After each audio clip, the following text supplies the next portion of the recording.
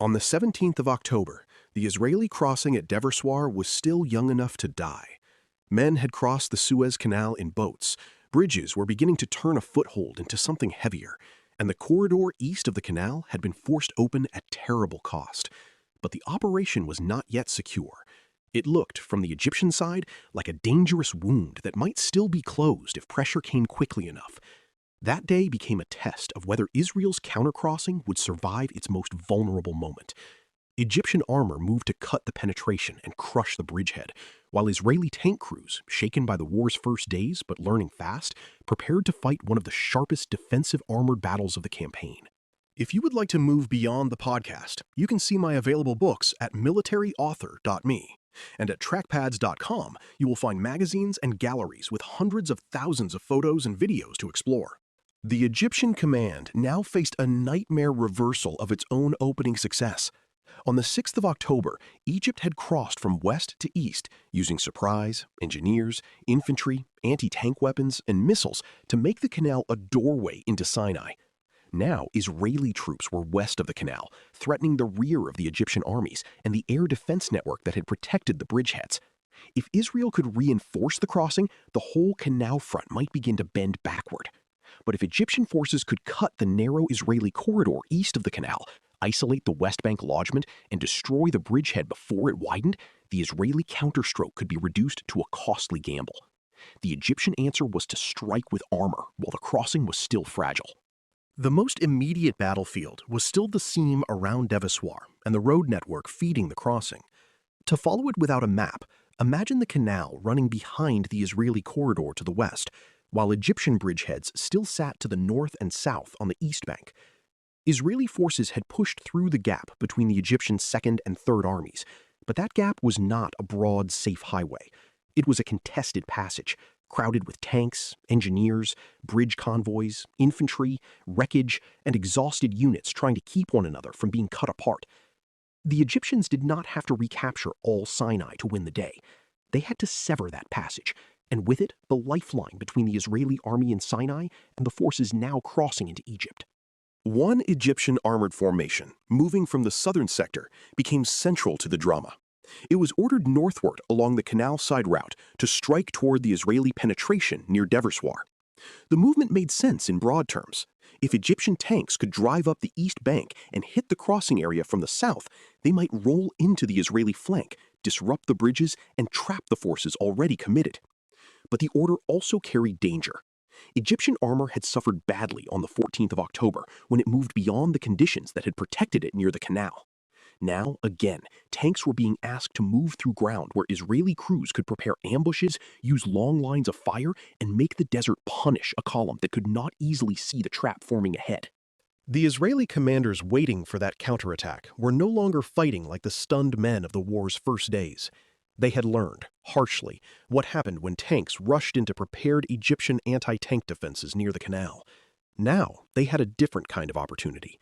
Instead of attacking head-on into the strongest part of the Egyptian bridgeheads, they could position themselves to receive Egyptian armor moving along predictable approaches. A tank ambush is not passive. It requires reconnaissance, discipline, fire control, and the nerve to let the enemy come far enough that the first volleys matter. Israeli crews used the ground, the road network, and their gunnery skills to turn the Egyptian movement into a killing ground. The battlefield that had punished Israeli haste was now ready to punish Egyptian urgency. For the Egyptian tank crews advancing that day, the danger was not visible in full. They were moving under orders shaped by a real operational crisis. Their army's great achievement at the canal was being threatened from behind, and speed seemed necessary. Yet armor on the move is vulnerable when it is channeled along routes the enemy expects. Dust, limited visibility, radio traffic, and the pressure to keep formation can make it hard to detect enemy tanks waiting from hold-down positions or concealed angles. A column has momentum, but momentum can become imprisonment when the lead vehicles are hit. The route narrows, and following crews have only seconds to understand whether to push forward, stop, turn, or fire at shapes half hidden in smoke and sand. The Israeli fire, when it came, was devastating. Tanks engaged from prepared positions, using the advantage of waiting against an enemy forced to move into view. artillery, and other supporting fires added to the confusion. Egyptian vehicles were hit in succession, and the column's ability to maneuver and coordinate began to collapse. This was not the same kind of battle as the trench fighting around the Chinese farm, though it belonged to the same struggle for the corridor. It was closer to the classic desert armored fight, but now fought after both sides had been bloodied and educated. The Israelis had rediscovered the power of armor used with patience and positioning. The Egyptians were discovering again how costly it could be to send tanks outside a fully integrated protective system. The destruction of the Egyptian counterattack did not mean Egyptian soldiers lacked courage, or that their commanders had imagined a foolish danger out of nowhere. The danger to Egypt was real. Israeli forces west of the canal threatened missile sites, artillery, supply roads, and eventually the lines feeding the Egyptian Third Army. A counterattack was necessary in some form. The tragedy lay in the conditions under which it was attempted. Tanks asked to move quickly against a prepared opponent, without the full protection of infantry, artillery coordination, and air defense cover at the decisive point, can become exposed strength. They carry heavy guns and thick armor, but they still depend on timing, intelligence, terrain, and combined arms support. On the 17th of October, the Israeli defenders had more of those factors working in their favor. The day also showed the importance of command adaptation. Earlier in the war, Israeli armored attacks had often been too hurried, too confident, and too unsupported against the Egyptian bridgeheads. By the 17th of October, Israeli commanders were beginning to use their armor in ways that matched the actual battlefield, rather than the remembered one. They chose positions more carefully. They looked for enemy movement instead of charging blindly toward the canal. They understood that the crossing survived not by dramatic gestures alone, but by preventing Egyptian armor from breaking the corridor at the exact moment the bridges were becoming usable. This was armored warfare as a defensive art, not retreat, not passivity, but the deliberate shaping of enemy movement into fields of fire. At the same time, fighting continued around the corridor and West Bank lodgement. The Egyptian counterattacks were not a single, isolated armored charge that ended all danger once defeated. The Israeli crossing remained under pressure, and the roads feeding it remained crowded and vulnerable.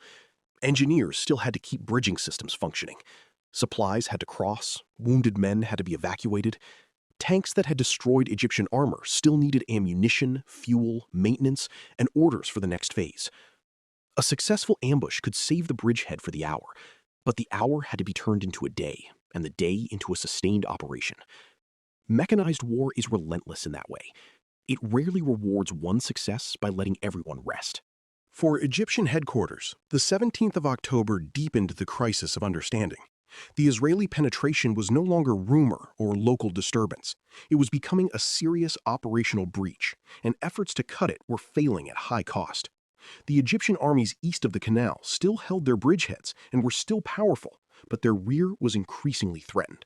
The same canal that had made Egypt's opening victory possible now complicated Egypt's response, because large forces and supplies had to be controlled across a divided battlefield.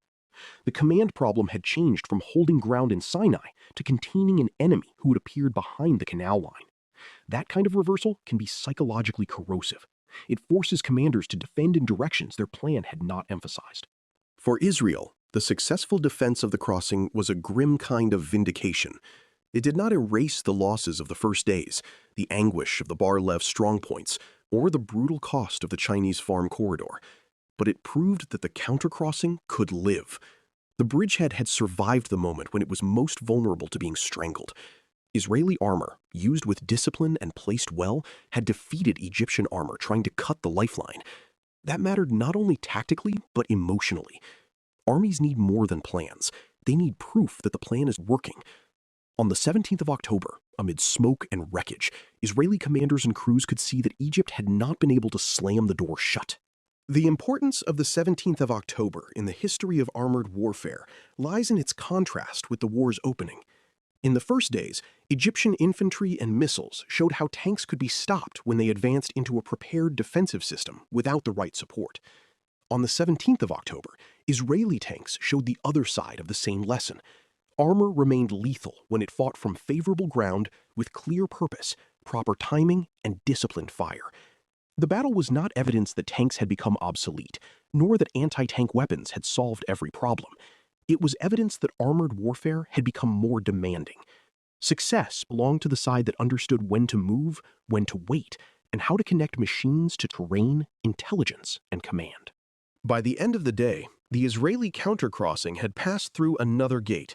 The Egyptians had tried to cut the penetration before it could widen, and the attempt had been beaten back with serious armored losses. The corridor remained dangerous, but it remained open enough. The bridges and ferries could continue feeding the West Bank. Israeli forces across the canal could grow from a vulnerable presence into an expanding threat. The war was now moving toward a new phase, one that would carry Israeli armor into Egypt proper and turn the rear of the Egyptian armies into contested ground. On the 17th of October, the bridgehead survived because Israeli tanks fought not as symbols of old confidence, but as instruments of hard-earned adaptation. The canal crossing was no longer a gamble waiting to be crushed.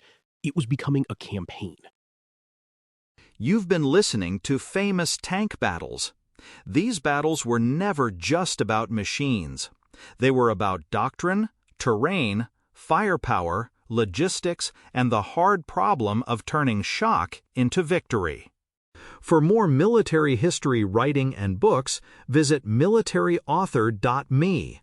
And for magazines, podcasts, and a massive archive of military photos and video, visit trackpads.com.